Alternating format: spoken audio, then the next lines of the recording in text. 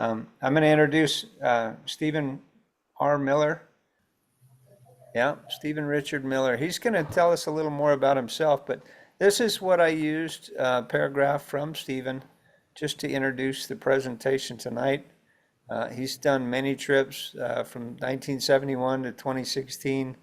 He's written a book. He's created these 10 specific books that you can download. And at the bottom, you notice it's free, which is amazing. Everything costs money these days, but Stephen's put all this effort into it, and we're really looking forward to seeing what he presents tonight. It should give us the most thorough uh, discussion of the Grand Canyon, and if you've been there, it's going to bring up memories. If you have not been there, it's going to make you want to go. All righty, so let me just start. I am Steve Miller, and my thanks to Scott for providing me with this occasion to introduce my newly released book, The Grand, with an exclamation mark on it, The Colorado River and Grand Canyon, Photos 1971 to 2016. This is the culmination of a lifelong photographic and river running engagement with the Colorado River and Grand Canyon. Before I continue, a warning, this is my first such presentation, so please bear with me. And I'm actually working with two computers here. So The Grand is an unusual book. It's an Apple book, an electronic book designed to be read only on Mac devices. Sorry if you don't have, and that also includes phones. Also, it is a book in 10 parts, a series of individual books that takes you from one end of Grand Canyon to the other. Why this format? It allowed for the great amount of material, it allowed for the great amount of material I wish to present. All in all, it totals 754 pages, 2,715 photos, and 28 short videos. I'm going to change screens now so we can take a brief look at those 10 volumes. So that'll take just a second. Here's the 10 volumes of The Grand. Up here in the upper left-hand corner is the photo you've already seen. This is book one, and it covers the initial 29 miles of Marble Canyon, and this is 10-mile rock on the cover. Next is book two, covers the latter part of Marble Canyon and ends at the confluence with the Little Colorado River. Book three is entitled The Grand Canyon Supergroup, a group of rocks which appear in the stretch, and it ends at Hans Rapid. Number four covers the first part of the Upper Granite Gorge and ends at Crystal Rapid, which is shown on the cover. Book five covers the remaining portion of the Upper Granite Gorge and the Middle Granite Gorge with Waltenberg Rapids shown. Book six is entitled To Kanab Creek, and the illustration is a sacred datura flower. Book seven is entitled The Gorge of the Muav Limestone, and it shows Upset Rapid. Book eight is solely devoted to Havasu Creek, the best side canyon hike available in the canyon. Book nine is entitled Arriving at Lava, with lava falls shown. Book 10 is entitled The Lower Gorge, and it ends the book at South Cove on Lake Mead, which is the furthest downstream takeout we've ever used. Let me now switch screens again, okay? My obsession with the Colorado River and Grand Canyon began with a private trip in 1971, where I carried a variety of cameras, lenses, and film, and that included an underwater camera to take shots in the rapids. My next trip came in 1979, which was a training trip run by Arizona Rafting Adventures, ASRA for short, for the Southwest Outward Bound School, and that was attended by both myself and wife, Kathy. Many more trips followed, which included two where Kathy and I rode baggage boats for ASRA. And the period of 1971 to 2016, as many of you know, saw the availability of permits change from readily attainable to nearly impossible. And so our last trip was 2016. Here's how these Apple books work. The book's icon is located in the dock of your Mac device, including on your iPhone, and it's an illustration of an open book on a field of orange.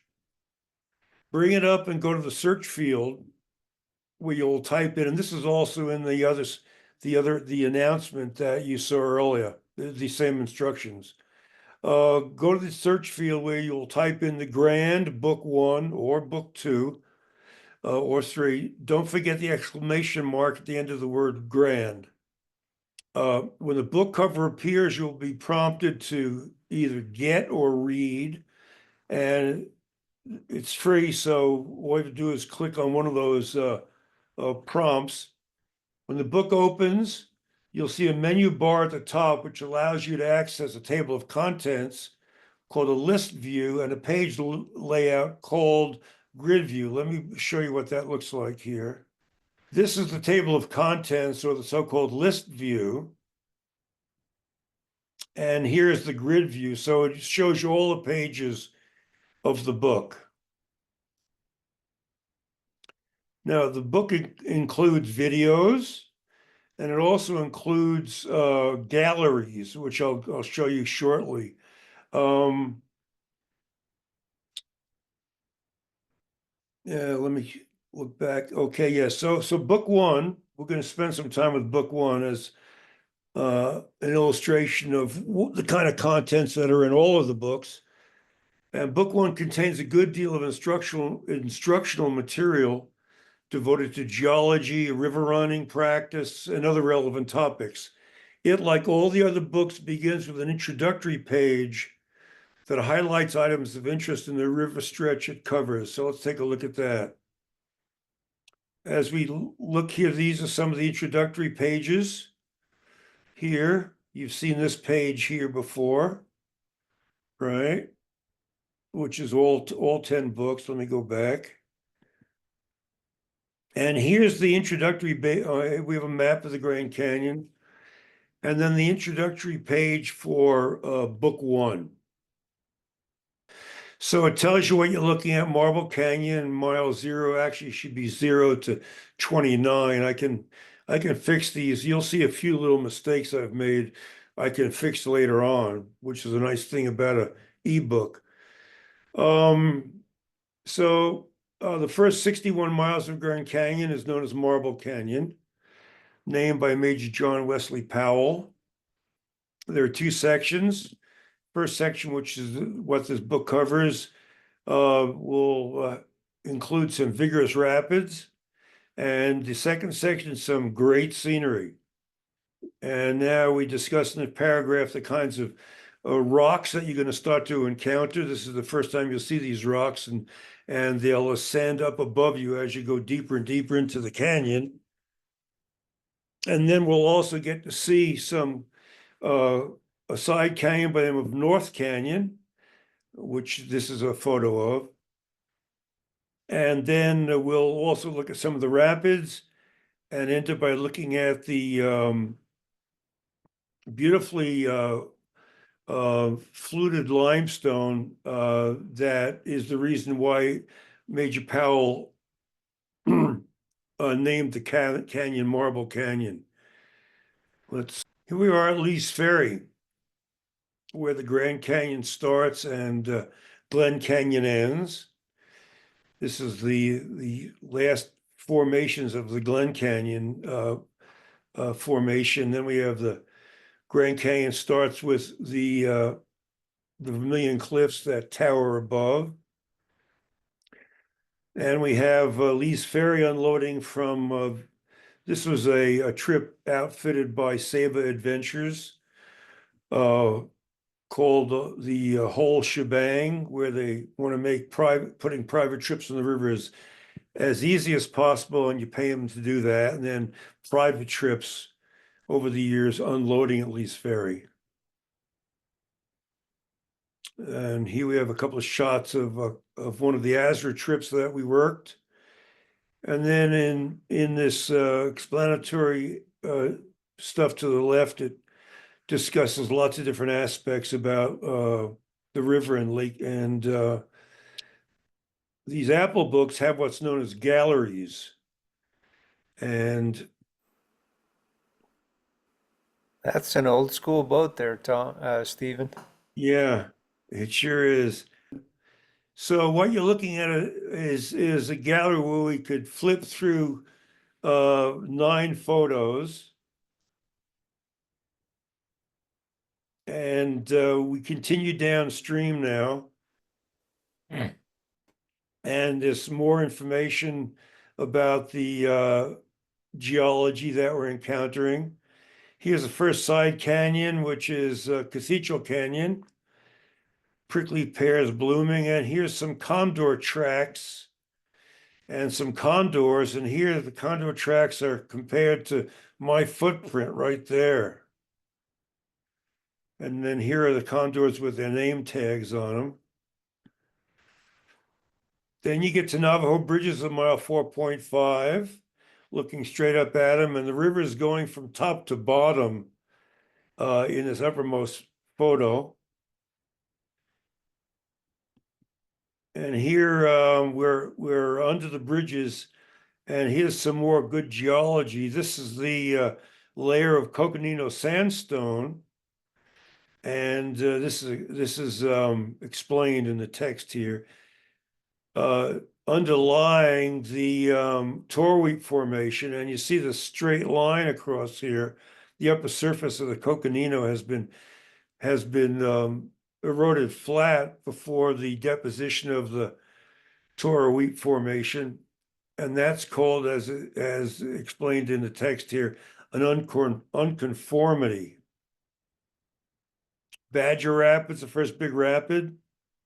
Here's some more explanation now of river flow and how to go about running a rapid.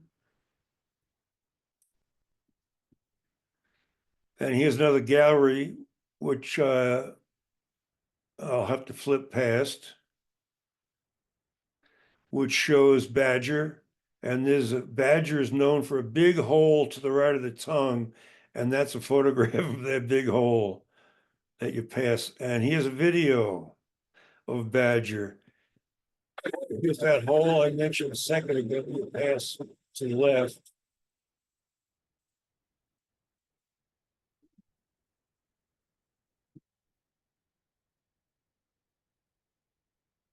So there's a camp on the left and a camp on the right at the bottom of Badger Rapid.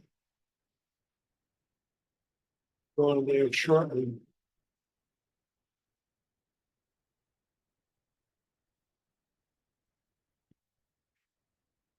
Known as Jackass Camp. Over here is Badger Canyon, and Jackass comes in from this side of the river. And this is our first night. So of course we're having a party.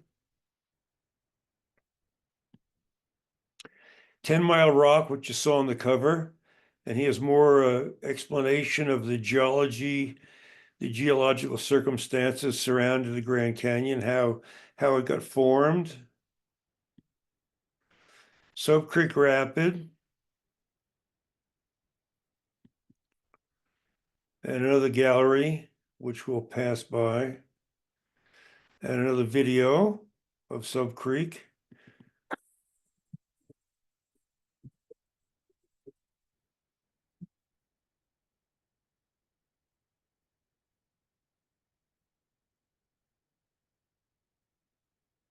Camera's going to pan over to some big holes that were created by rockfall in 2015. It's interesting to see the different flows. Yeah, that's one thing about the galleries, especially show you lots of different flows. See, I can't access those galleries, but wow. Right on. Got rid of it.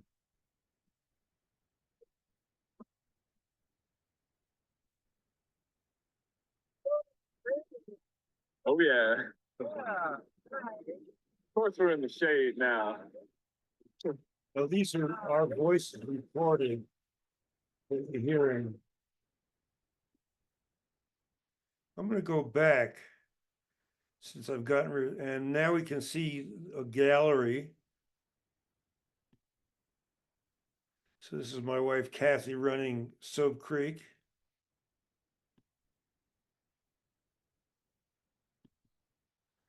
And her son Brahm, who's deceased.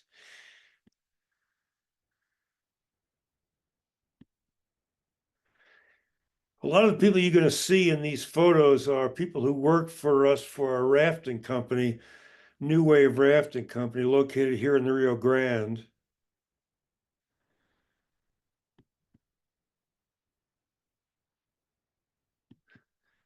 So the nice thing about these galleries is they'll show different water levels, different times of year.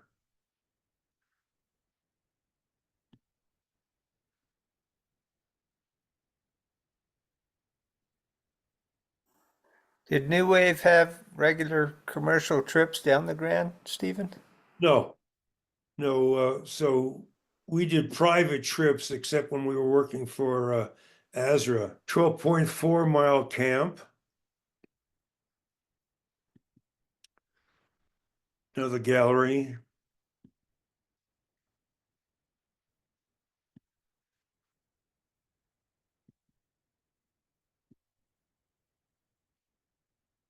And now the gorge of the Supai Sandstone comes up at mile 13. Very scenic area.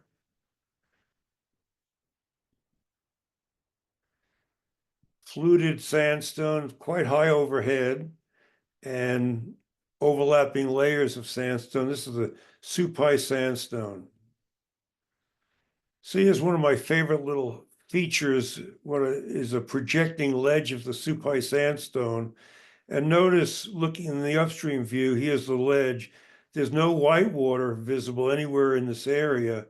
So then comes 2015 and a side canyon flash flood and creates this big delta. This is a brand new delta from from when was it? 2015. Yeah, let's look at this video.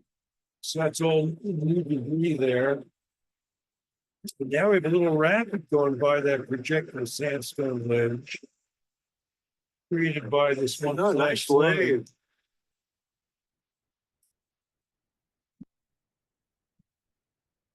flood. Nice wave. Wow. Yeah, and here goes a great blue heron Wow. flying Great blue away. heron flying in the picture. Yeah. Wow. Now that this little wave. rapid is probably mellowed out considerably. So this is when it was pretty new. Nice. This little rapid. Now we're getting down to Tanner Wash and Shearwall Rapid, and here's the mouth of Tanner Wash, which is a slot canyon cut into the Supai Sandstone. Here's a great blue heron. And Hot Nana Camp with some white primrose and some hooker primrose shown there. And House Rock Rapid, the first rapid to get your pulse beating.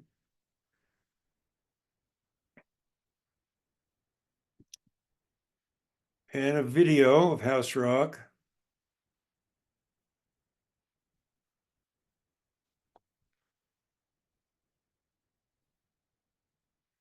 So House Rock Rapid takes a big bend around the delta of Ryder Canyon, Tributary Canyon. And on the bend, you get some big waves that are offset to the right. So you have to face them, you have to face left to hit those big waves to keep from getting rolled over. That's the first really big stuff you're hitting on this trip so far. Stephen, it's amazing you were able to capture some of this stuff with the old camera equipment that was available. Yeah, well, the videos are more recent, taken with a small waterproof camera. And here would be a whole bunch of shots, a whole bunch of I'd love for now. Do you see what I'm doing here? Is that showing up? I'm trying to bring this bar down. Too bad. So I can't show you the a bunch of shots of house rock. This initial shot in any event is from 1971.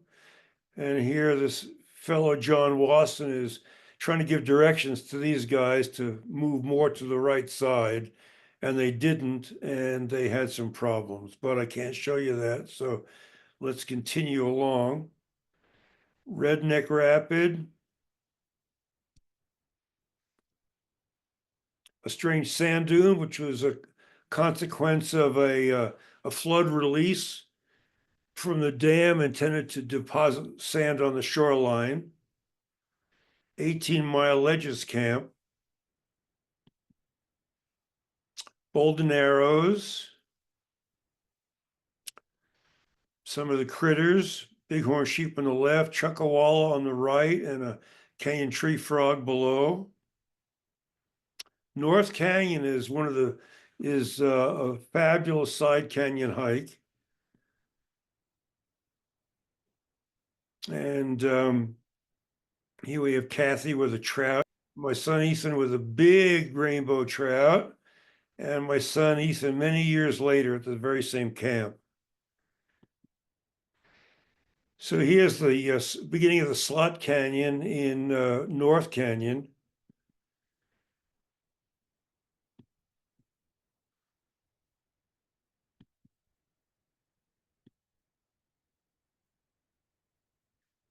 One of my favorite places, beautiful, beautiful pools and trickling channels. And this is in the Supai sandstone.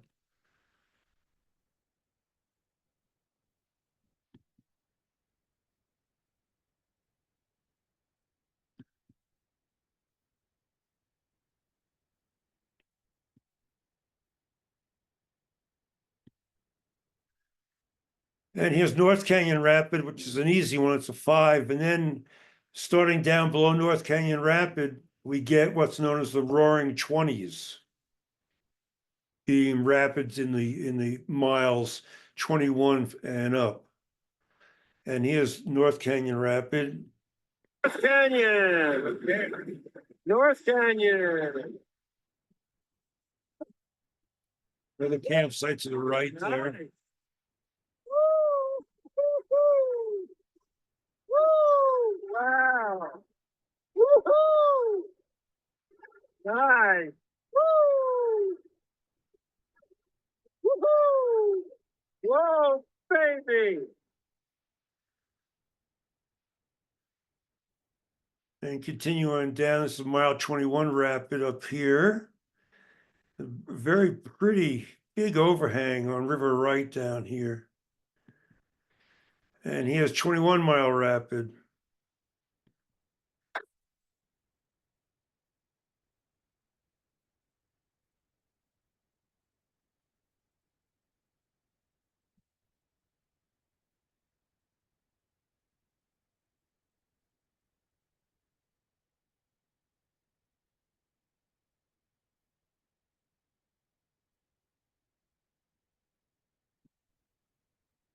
Looking downstream to 23-mile rapid, also known as Indian Dick Rapid.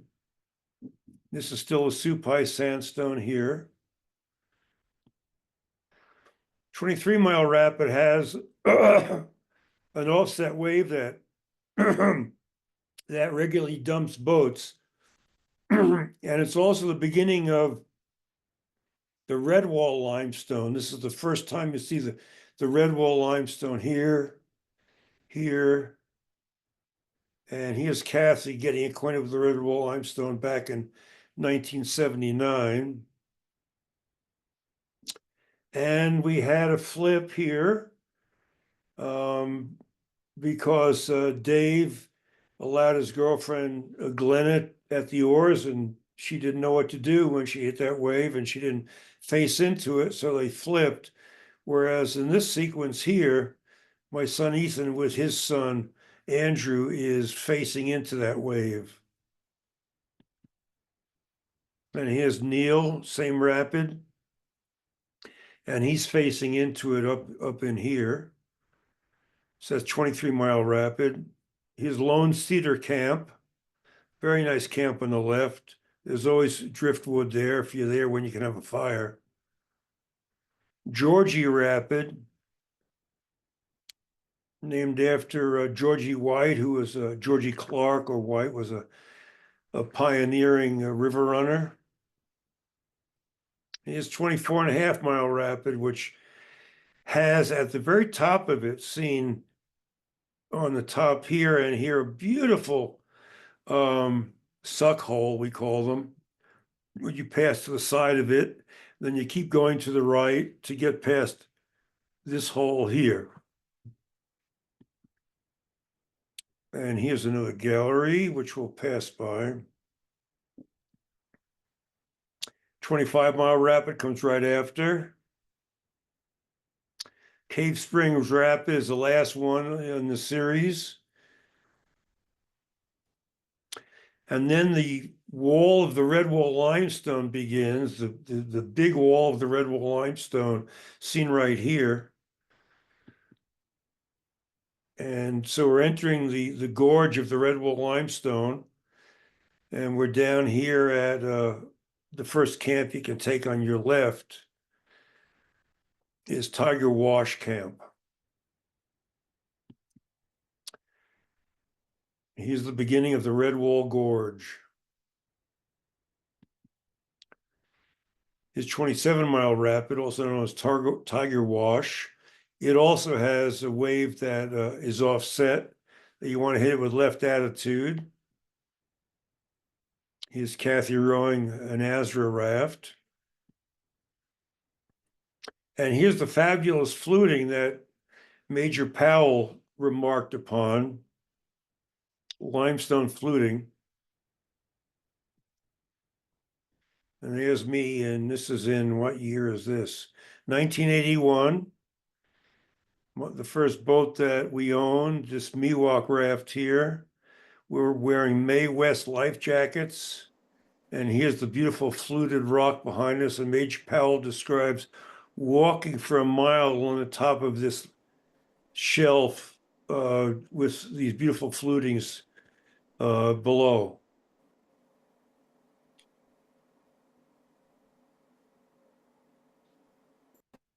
And here we're at mile 29. And just about at the end of book 1. So appendix 1 lists the books yet to come. And this note says that the mileages that were given to rapids have been revised. So sometimes, for instance, 138.5 mile rapid is now calculated as being at mile 139.2.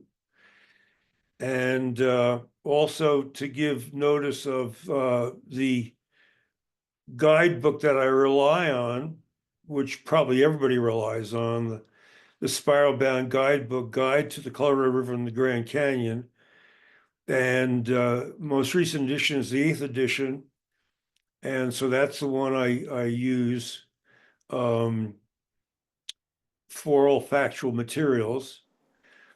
And the stratigraphy of the Grand Canyon, which is a somewhat intimidating diagram, but it's worth spending some time looking at it as you make your way through the canyon to try to figure out what you're looking at.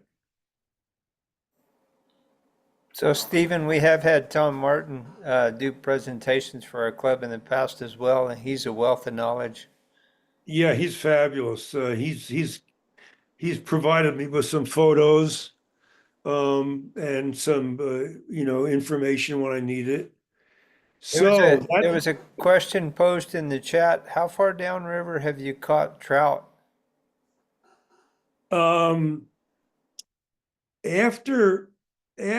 you stop finding trout in the mainstream, which is in the upper part. You'll still find trout in some of the side streams, usually at the mouths of some of the side streams, or in a place like Pete's Creek. There'll be trout all up and down Pete's Creek, but there's also trout at the mouth of Clear Creek. There's trout at the mouth of it depends whether Nankowe Creek, if it's running. Trout go up the creeks to spawn. They've actually trapped trout at the mouth of Nankowe Creek, because the point of view of the biologists is that trout, being an exotic species, are unwelcome, and so they actually try to kill trout when they can do it. So that ends book one. What next? We out of time, or what would you like to do? Well, this is a great introduction to your series.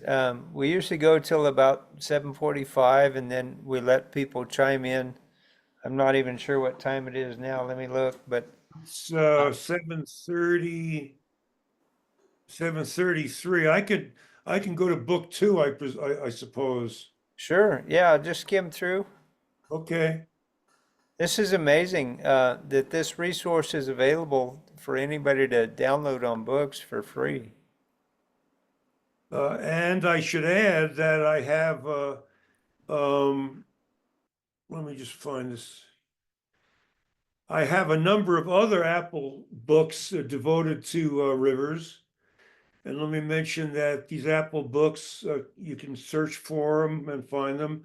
I have an Apple book on running the Rio Marañón in Peru, an Apple book on the Salt River, a book on the Rio Grande, and a book on the rivers of the Four Corners, which is entitled Four Corners of the Rivers. So I have quite a bit there. Let me now go to, this is book 10. So this is now, I'm picking up at the very end of the series of books at book 10, which is miles 191 to 297, which is out on Lake Mead. And we've already run Lava Falls, and we're down in the Lower Granite Gorge. And there's plenty of stuff to see and do. And we're going to go on past Diamond Creek, which is where a lot of trips end, and continue all the way down to Lake Mead. And so this is a lava, I call it a rampart. And you see lots and lots of lava flows in the canyon after you've passed by lava falls. A lot of activity. And this is great looking stuff as far as I'm concerned. I just love seeing it. And in this initial stretch, there's some good campsites. This is Fat City Camp.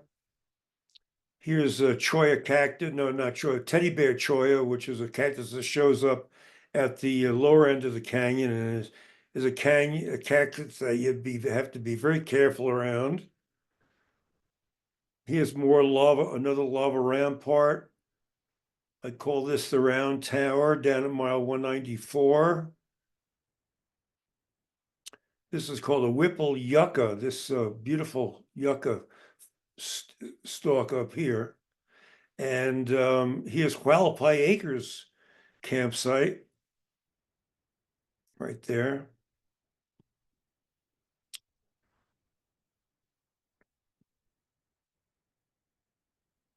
Some more campsites, Froggy Fault Camp. Here's a hunk of bright angel shell sitting on top of a hunk of lava. How that happened, it's hard to know, but obviously it fell down on top of the lava and didn't get washed away. Here's Parashant Canyon. And mile 220, 202 mile camp. And this is, here is a little skit that my wife has presented on all of our trips called Mr. Short. That's all I'm going to tell you about it. Here's a catfish that Patrick caught. Some petroglyphs, though rather pictographs. Here's pictographs. What happened? How come they're tilted? they were applied, the pigments were applied to a vertical aligned face of rock, which broke down and tilted sideways. That's why they're tilted, because of that break. Here's a big lava rampart below 202 Mile Camp. And you can have fires at the right time of year. I think it's November 1st, maybe, I don't recall exactly.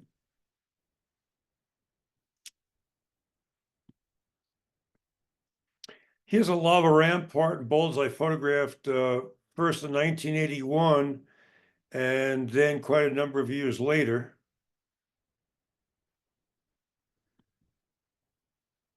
"205 Mile Rapid."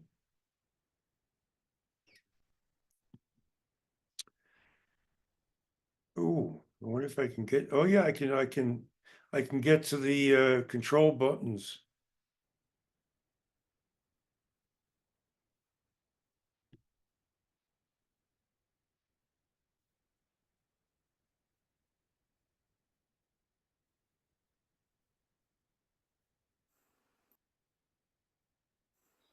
I can definitely see spending hours sitting in my underwear drinking beer watching these videos. Yeah, yep.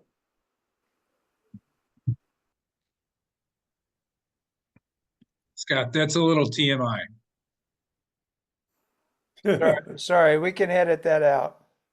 And this is my stepdaughter Lena, who is a river guide for our company, and here's a river board.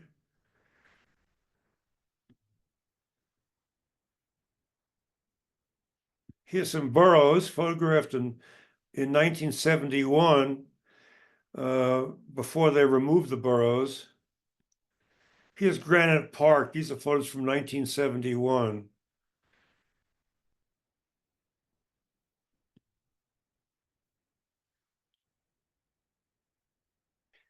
Granite Park has a great camping area. Here's some of our folks. These are all Santa Fe folks in these pictures. Here's Will McKendry. He's deceased. And the famous 209 Mile Rapid, which has a big breaking wave that you may get away with running and maybe not. Here's my stepson Brom, who kayaked through this big breaking wave. And here's Jen and Willie getting hammered by it, but not flipping. Here's that same wave again. Very exciting wave. I think this is a kayak going through it. I think that's Josh.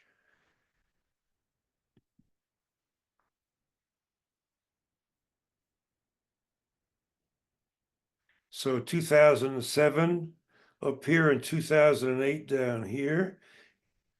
And here Neil runs and hardly gets a splash running through. He runs through when it's not breaking.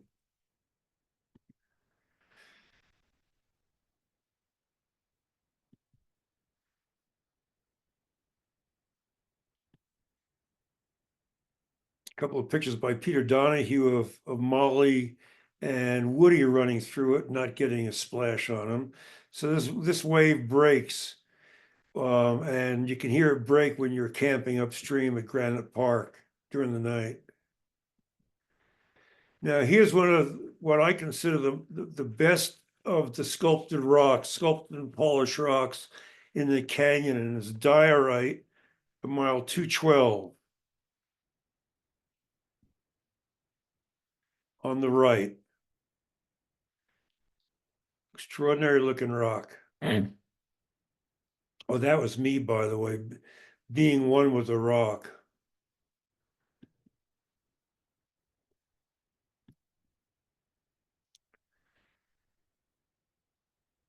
Absolutely fantastic fluting, but not the last good fluting.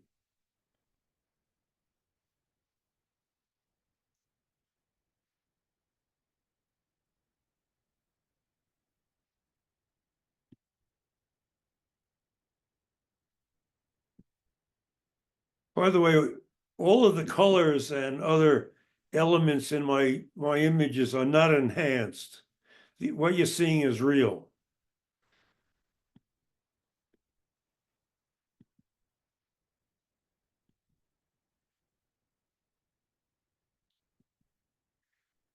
Here's Greg surfing the wave hole, a little bastard rapid.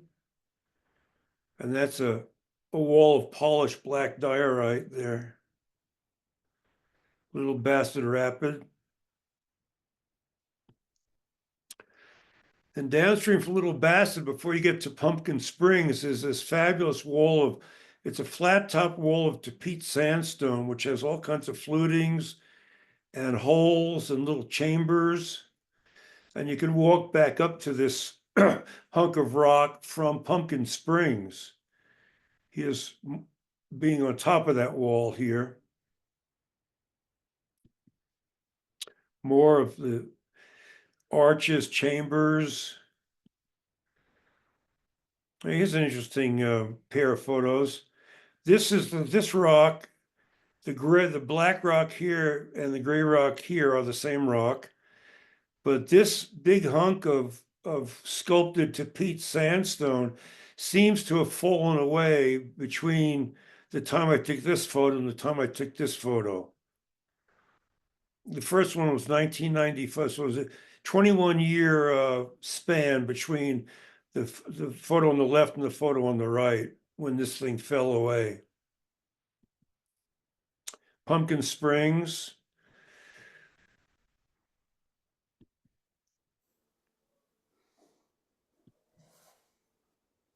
Yeah, no two trips are ever the same. It's always different.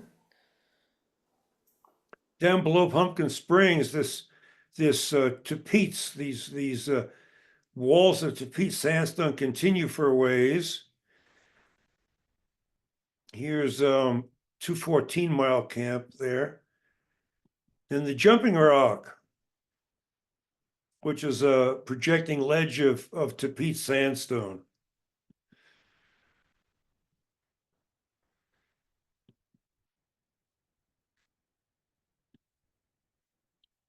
And now we get to the Lower Granite Gorge, which starts at about mile 216.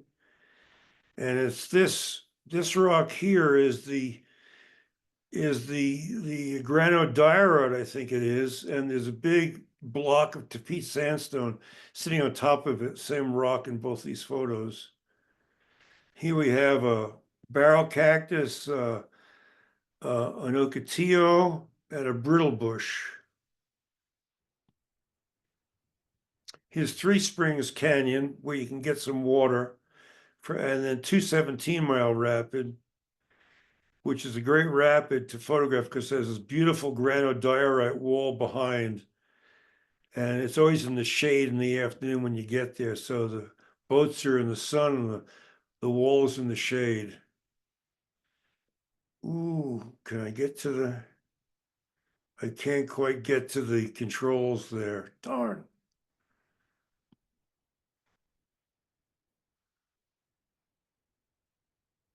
So these are some more galleries.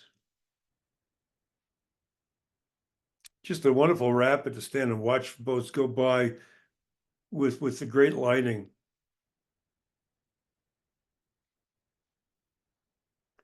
So this is the various water levels and years. This is 2007. Here's a motor rig. When full throttle into this big wave in 217 Mile Rapid.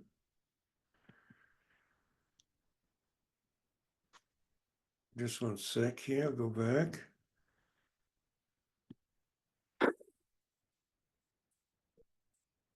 Good one, too. Good one. Baby. Baby. So Baby. I was taking the movie in the front of the boat while Jesse was rowing. Jesse was one of our new wave guides. Is it over so soon? Over so soon? Huh?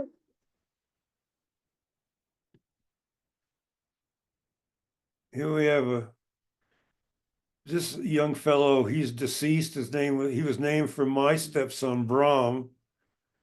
And he and Orlando, one of our guides, he's a snowboard and ski instructor at Taos, decided to go in on bodyboards. And Orlando got sucked way down on the eddy line, and it took him a while to come back up.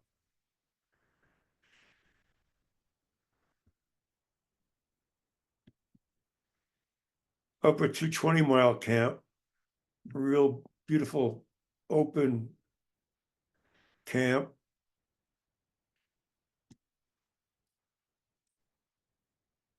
Here's some of our staff over the what year was that? Oh, I guess it didn't say. 1996.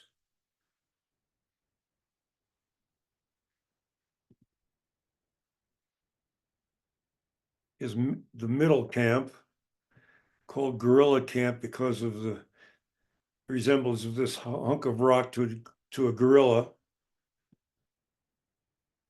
And here is conglomerate rock that's been ground down in the bed of 220-mile canyon, looking like a terrazzo. And I've seen that nowhere else in the canyon where conglomerate was in the bed of a canyon and subject to erosion. Perfectly flat. Here's a new rapid that showed up in 2016. Formerly, Granite Springs Rapid there was nothing to it, and then it happened just before we got there, flash flood, and it was pretty exciting.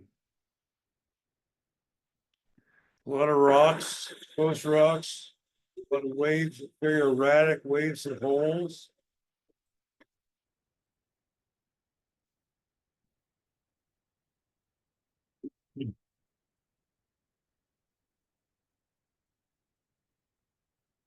The problems, yeah. Oh, that's a big wave. That was a big wave. Kathy's left to where she was. So Jesse is rolling, and I'm taking the movie here.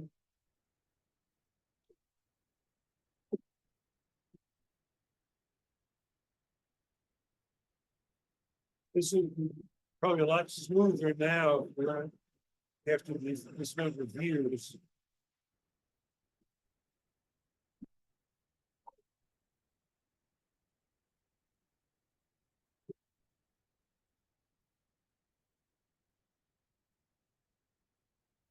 Wow. Woo-hoo. Oh, baby. Wow.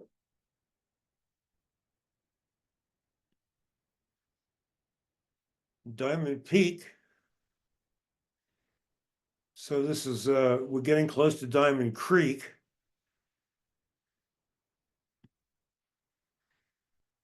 222-mile camp.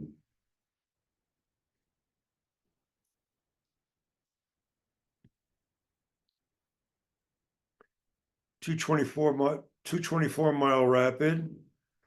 And when you see these cables with orange balls, you got a half a mile to go to Diamond Creek. So here's taking out of Diamond Creek. Most folks take out of Diamond Creek because it's a lot more convenient than what's available downstream.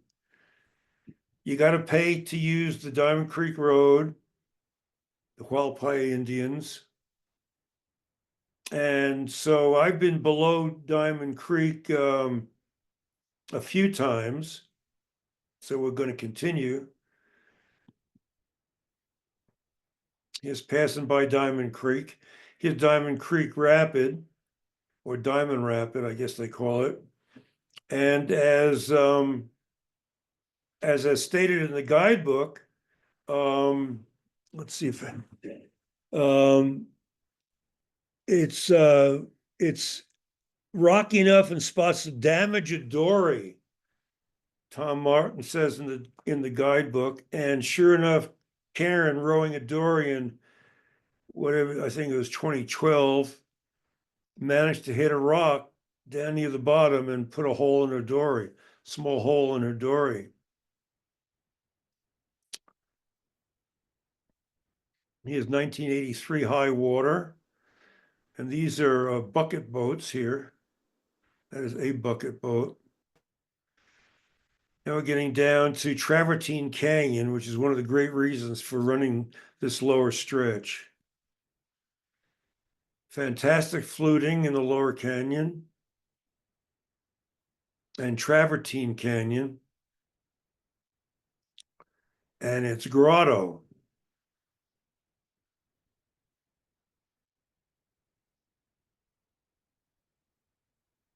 And to get up into the grotto, you hike in and you get to pull on a rope, then climb a ladder, climb another ladder, and there's the grotto with a creek tumbling down through it.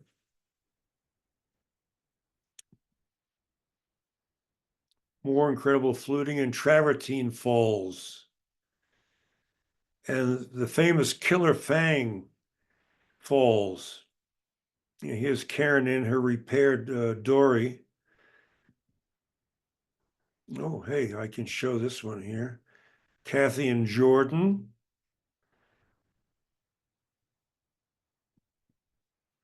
And there's the Killer Fangs right there.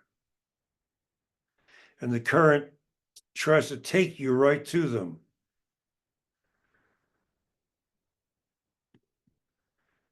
Here's Maria, and she's heading for them. The dory misses the Killer Fangs, but Maria did as well, but she had a pull.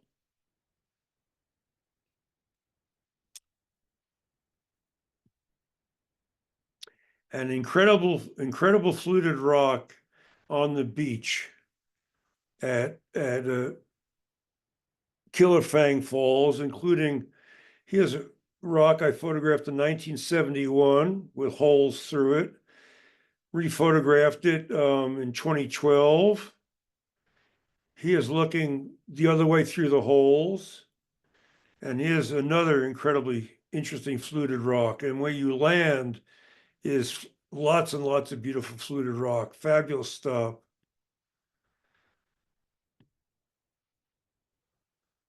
More sculpting.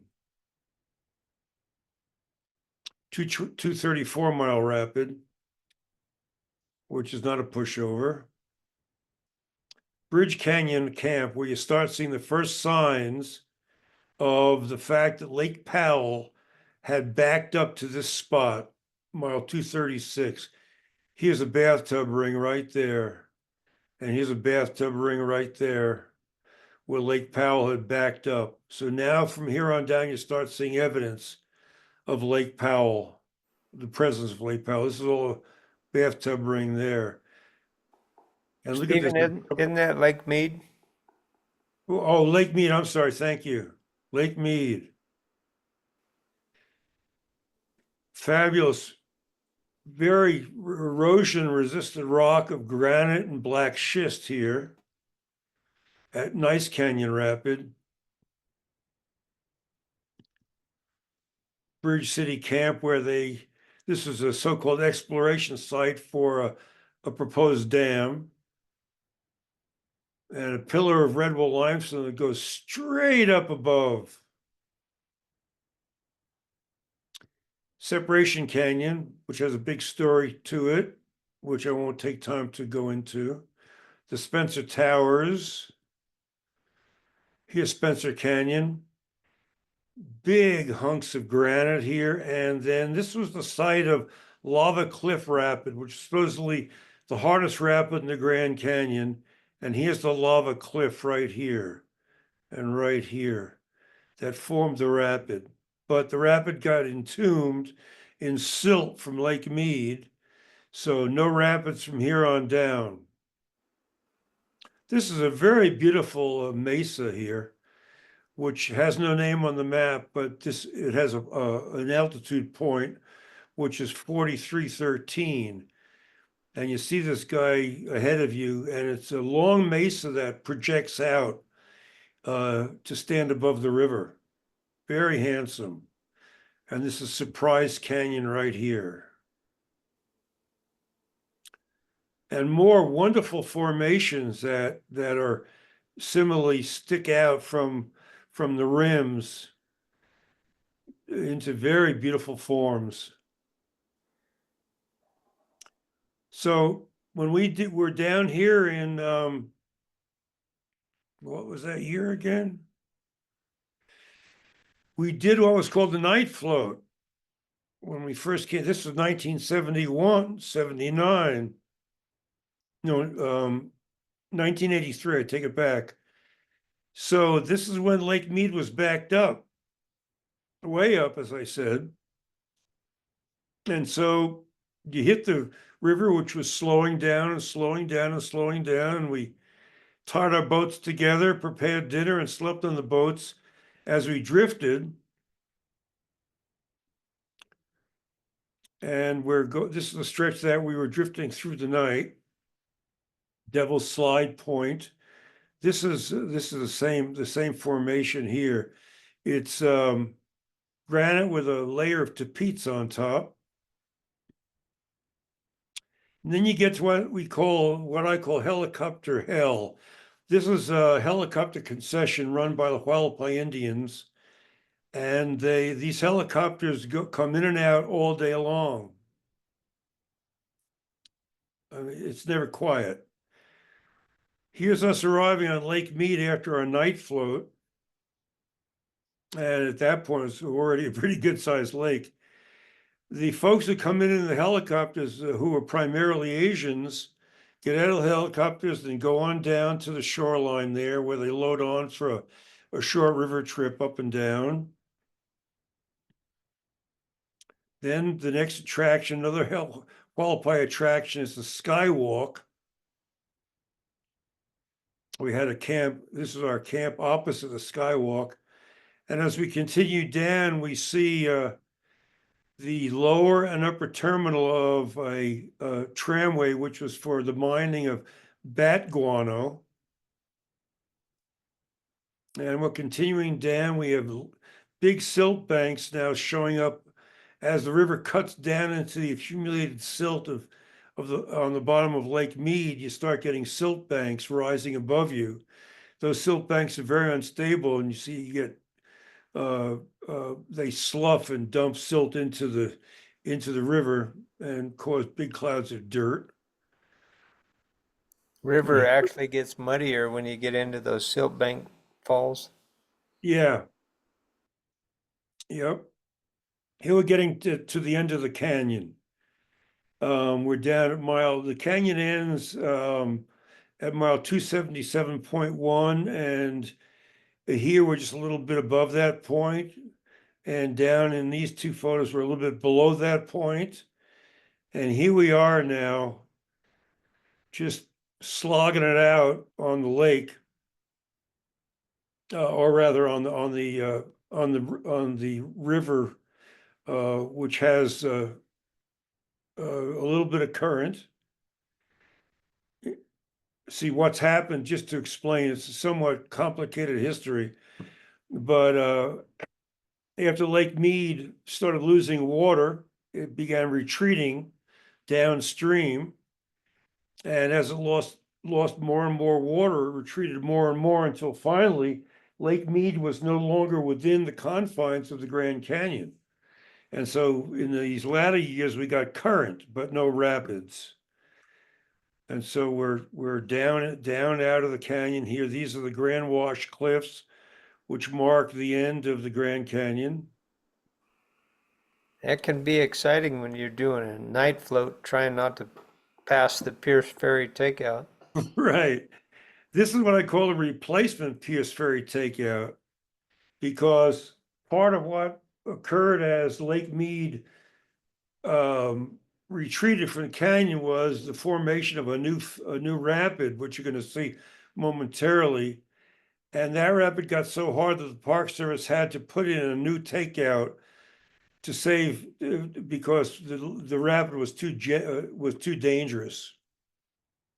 So this is the new takeout that was built, and here we're here at 2012, and this is the rapid. This is the rapid as we saw it in 2008 when it was runnable. This rock ridge had just been recently excavated from the silt.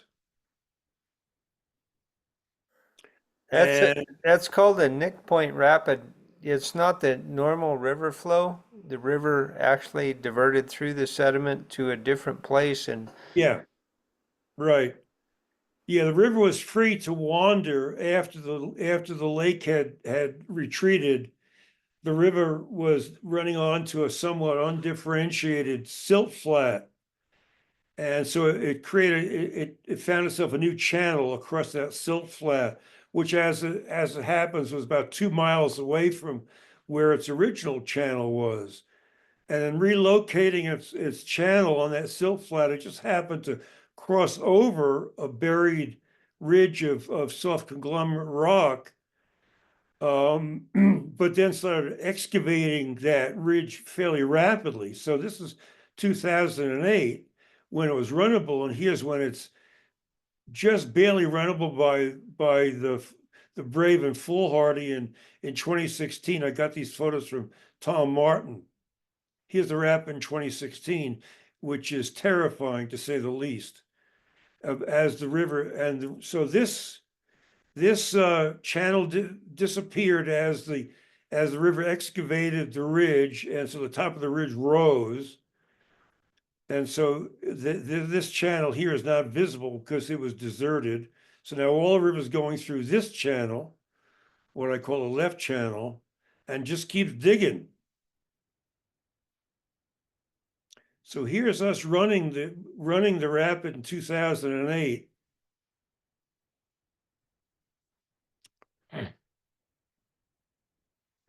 And then below that rapid, below that rapid, we come to Wheeler Ridge and the Coxcomb, which are Grand Canyon formations, but tipped up fairly steeply. And then here's a photo I took from a plane. This is the Coxcomb on the right and Wheeler Ridge on the left. And this campsite here, in the upper right corner, is right over here. And now we're down on Lake Mead. And this is a point where the current has not quite stopped. This little riffle shows you that there's still some current, but yet in a couple of miles, that's the end of current. And the water, which is brown, comes to a complete stop, along with some of the wood debris that it was pushing along. And suddenly it changes to blue. You go from brown to blue in the space of a few yards, and that's where the current has come to a complete halt. And so we had to row up. This is Sandy Point in the distance. We row up to Sandy Point, arrive at our campsite. We're going to be met the next day by a motorized boat to haul us around to South Cove. And this was Kathy's Obama boat here. And here we're getting hauled to South Cove. This is on Lake Mead. So this shows you where we were. This was where we camped right here in 2008, or rather right here in 2008. The end of current was here in 2008. We rode down to here where we spent the night and were picked up by this guy. Now the end of current is down to here. As Lake Mead has gotten lower and lower, the end of current, in other words, the Colorado River pushes further down into Lake Mead. So this point of end of current will keep moving down lake. And so here's where we took out of South Cove. And this is in memory of my stepson Brahm, and again the two appendices. So that should do it, huh? yeah, that was an awesome presentation there, Stephen. Thank you. It's been my pleasure.